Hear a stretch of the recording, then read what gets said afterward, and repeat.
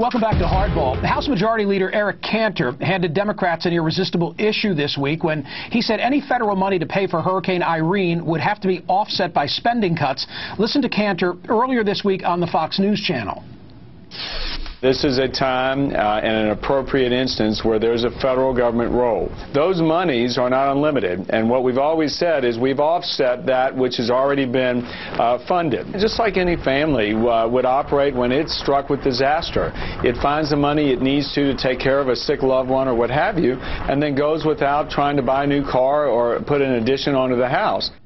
To no one's surprise, Democrats have seized on those comments, suggesting Cantor is both heartless and hypocritical since he asked for similar aid for his Virginia district without offsets in 2004. But now, Cantor is also hearing it from Republicans who see this as bad policy and bad politics. Joining me now to talk about this are Democratic Congressman Frank Pallone of New Jersey and Roll Call Associate Politics Editor Christina Bellantoni. Christina, I'm envious of Brian Williams because I think this would be a great debate question to ask next week at the Reagan Library of the GOP candidates. Do you agree with what you just heard in that soundbite from Congressman Cantor?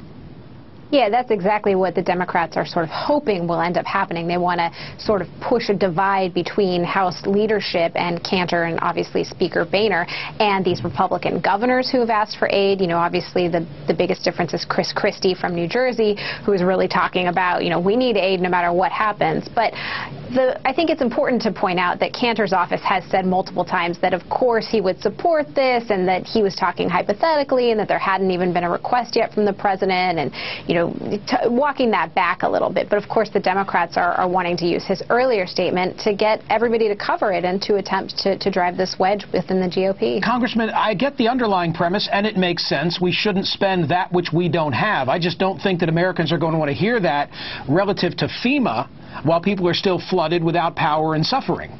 Exactly. I think the key here is Cantor going to allow the traditional process when we have disaster aid, and that's to have an emergency supplemental appropriations bill which appropriates the money without going through the regular budget process so that it immediately goes out to the states and the people in need.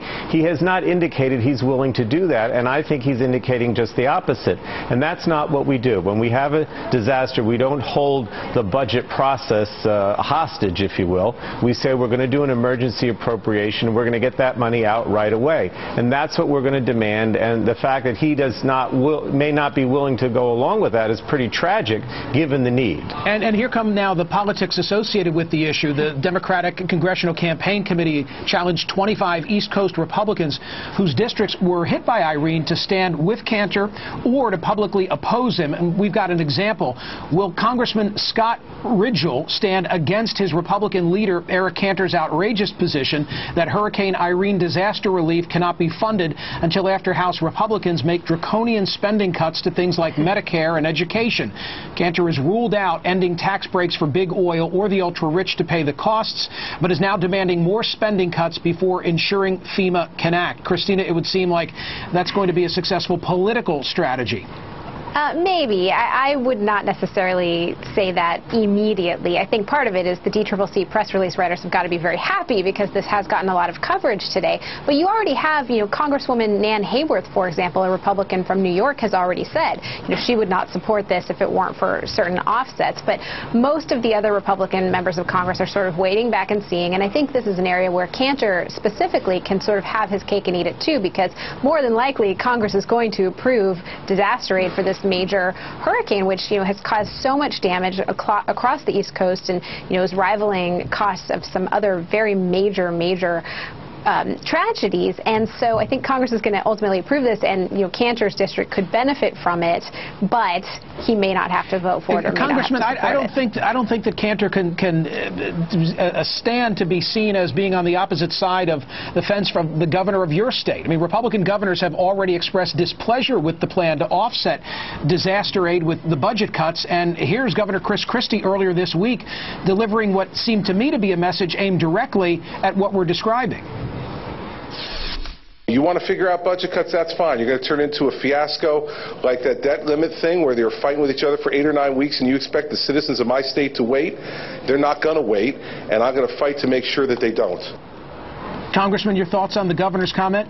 Well, I think what he's pointing out is that this should bypass the regular budget process. I mean, you know, keep in mind that under Bush, the Republicans never asked that in an emergency that we not go ahead and bypass the regular budget process and have these offsets.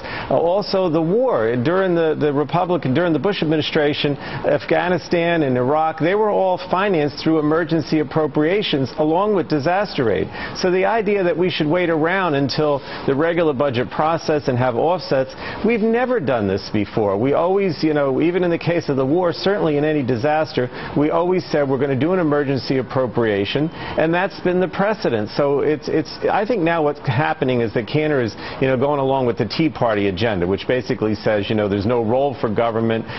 Why do we have to do anything special in this case? And that's not what we do. We have to get this aid out to the people in need. Christina, I think this issue transcends the typical left-right R's versus D's. And by way of example, let me show you a portion of USA Today's lead editorial, which reads, "It would indeed be unconscionable to hold up aid for victims of Hurricane Irene, both for compassionate reasons and because it adds up to just a tiny fraction of federal spending.